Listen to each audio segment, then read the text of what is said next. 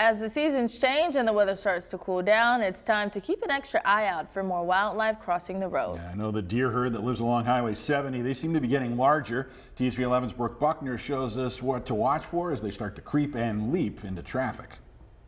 The deer were here before we were, and we've built homes and office buildings and shopping centers and what used to be their habitat. And that's why you might be seeing them more around central Arkansas, and yes, even in the city. There's a lot of green spaces.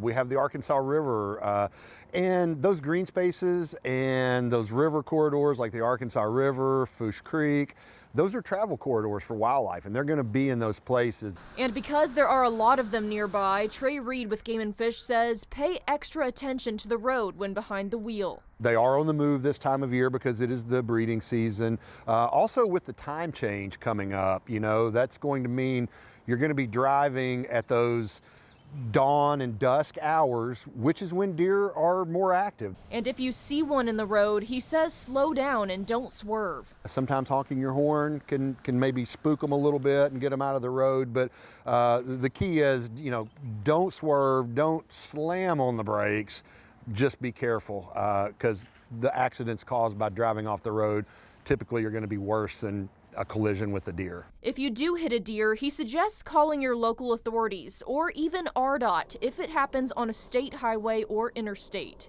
And when it comes to managing the deer population, Reed says hunting is the #1 solution. Hunters in Arkansas check about 200,000 deer annually. So, I mean, that's a lot of deer that are being removed from the population, ending up mostly on you know, dinner plates and in a great bowl with chili. So it definitely is a huge help. In Little Rock, Brooke Buckner, THV 11 News.